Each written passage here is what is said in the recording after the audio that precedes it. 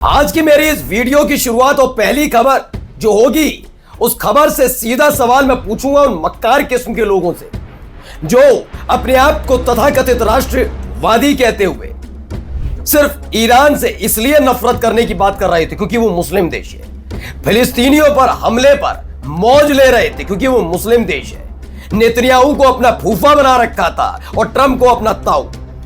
मैं इसीलिए आज उनसे पहला सवाल पूछूंगा, शर्म आती है तुम लोगों को? क्योंकि इससे पहले भी अमेरिका ने एक जहाज पर अटैक किया जहां 24 भारतीय नाविक फंस जाते हैं। ओमान की आर्मी नौसेना वहां से उन्हें निकालती है। अब एक और जहाज पर हमला हुआ है और आप जानते हैं उनमें से खबर है कि 3 भारतीय नाविक वो शहीद हो गए, उनकी जान चली गई इस हमले में और यह हमला अमेरिका ने किया है। करो विरोध ईरान का, बिठाओ गोद में इजराइल को। सेना से रिटायर होने के बाद कुछ है जो तथाकथित न्यूज चैनल पर बैठकर सिर्फ धर्म के आधार पर देशों का विरोध करते हैं और गंदगी उगलते हैं। कुछ है जो अपने आप को मेजर बताते हैं, लेकिन उनको आज तमाशा उनका खत्म हो चुका है। आज आपको दिखाऊंगा अमेरिका हमारे देश के नागरिकों पर हमले कर रहा है, जहाजों पर हमले कर रहा है। आओ बताओ अपने ताऊ को, बताओ उस अपने फूफा को, नेतन्याहू को। और जानते हैं खबर दूसरी जो दिखाऊंगा इनकी आंखें खोलने के लिए काफी है। ओमान के तट पर 2 भारतीय जहाजों को पिछले 24 घंटे में अमेरिका ने टारगेट किया, तो उसका बदला किसी और ने नहीं बल्कि उसी ईरान ने लिया है जिसको हमेशा ये लानत भेजते रहते हैं। आज लानतें इन पर होंगी और भी खबरें दिखाऊंगा ईरान ने कैसे अमेरिका को पूरी तरह से थर्रा कर रख दिया। नमस्कार, मैं हूं प्राज्वल गौतम और आप देख रहे हैं खबर चौक। शुरुआत इसी वीडियो से करूंगा दोस्तों, आज तो नहीं। वो ताना कौन जब भारत पाकिस्तान के बीच चल रहा था, फूंक दो, कराची में घुस जाओ, तमाशा करता है। अपने नाम के आगे मेजर लगाकर वो सिर्फ तमाशा करना जानता है।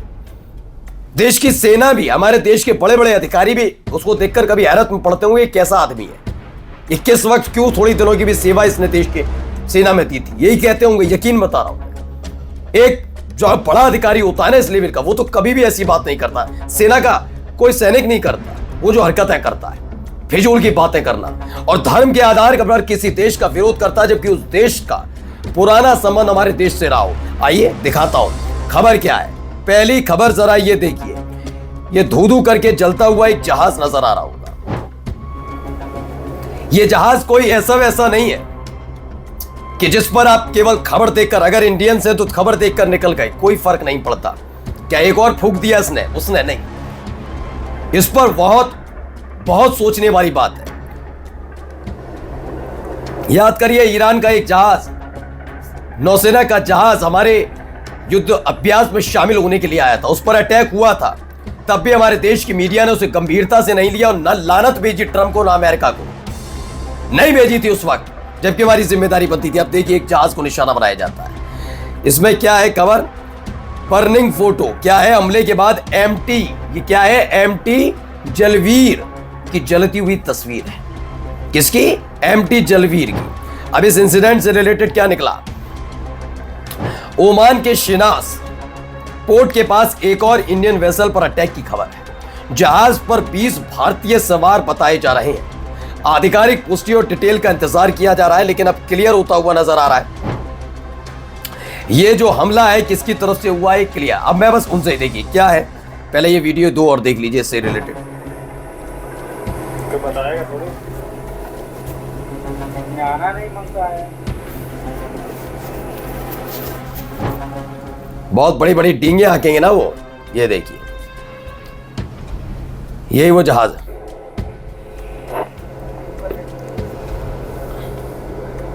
ये ना हमारा पूरा तो काला हो गया।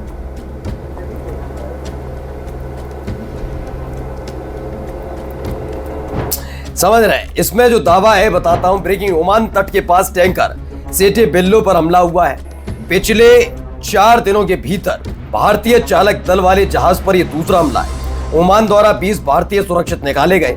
3 जो भारतीय नाविक है वो अमेरिकी हमले में मारे गए। भारतीय चालक दल। भारत ने नई दिल्ली में अमेरिकी सीडीए को तलब कर इस मामले पर कड़ी नाराजगी जताई। नाराजगी जताने से क्या होगा? यह नहीं चल पाएगा जब ईरान के एक नौसैनिक जहाज पर पनडुब्बी के जरिए अमेरिका ने बदतमीजी की थी, उसमें कई ईरान के नौसैनिक मारे गए, डूब गए वो। तब भी हमारे देश की मीडिया और हमारे देश की मौजूदा सरकार वाली पार्टी को फर्क नहीं पड़ रहा था। ईरान ये वही मुस्लिम देश इजराइल ज्यादा बढ़िया है, यहूदी लगा लो, गली लगा लो, जिसकी कोई उस देश की खुद की औकात ना हो, जो दूसरों की जमीन पर कब्जा करके बैठा हो, और वो पागल जिसे उसके अपने देश में पागल कहते हो, ट्रंप को लगाओ गले।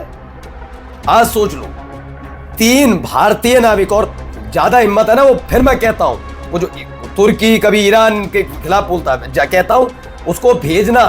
ये 3 नौसैनिक जो हमारे नाविक है ना, जो इस अमेरिकन हमले में मारे गए, उनके घर जरूर भेजना उसे, और उसे बताना, कहकर भेजना कि वो ट्रंप की तारीफ करके देखे, वहां खड़े होकर इजराइल की तारीफ कर ले, जाए जाके करके देख ले, नेतागिरी करवा लो उससे बस।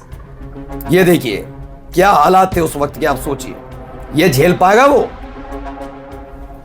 ये देखो, ये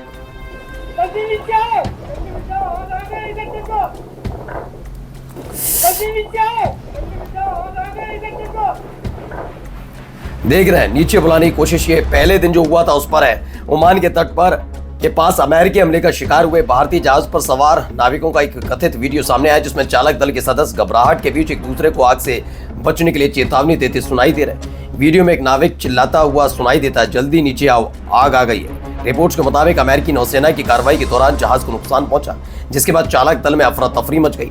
जहाज पर भारतीय 24 नागरिक सवार थे, जिनमें 21 को बचा लिया गया, जबकि 2 की मौत हो गई, 1 लापता है। ये हालात बनते जा रहे हैं हमारे देश के जहाज पर। लेकिन ईरान क्या कर रहा है? ईरान, पहले मैं ईरान के बारे में बताता हूं, ईरान क्या कर रहा है।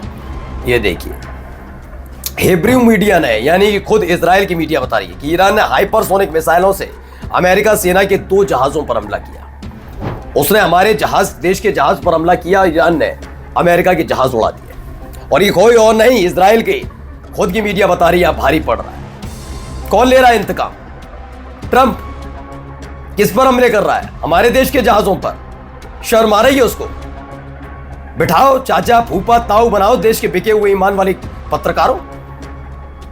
अब तो कम से कम गैरत कर लो, अब तो कम से कम इजराइल की हकीकत बताओ, अब तो कम से कम नई पीढ़ी को बताओ कि इजराइल दूसरे देश पर कब्जा करके बैठा हुआ है। बताओ नेतन्याहू कैसा आदमी है, नहीं बता पाओगे, है ना। IRGC का कहना है कि उसने ईरानी हवाई क्षेत्र में घुसते हुए एक F-16 विमान पर सतह से हवा में मार करने वाली मिसाइल है दागी और उसे पीछे हटने पर मजबूर कर दिया। यह हालत कर दी है। और ईरान ने स्ट्रेट ऑफ हॉर्मुज को पूरी तरह बंद करने की घोषणा की है। ये सारी चीजें हुई हैं, और देखिए कैसे थर्रा भी रहा भी।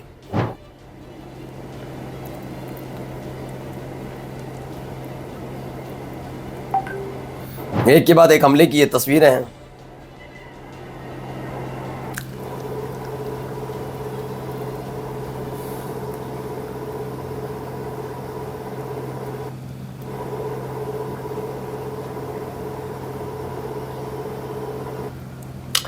तो ये हालात बनते हुए नजर आए। इसमें बताया गया है कि ईरान ने टारगेट किया है मुवाफ़क़ सल्ती अल ज़रा एयरबेस जॉर्डन में। 12 बैलिस्टिक मिसाइल दागी हैं।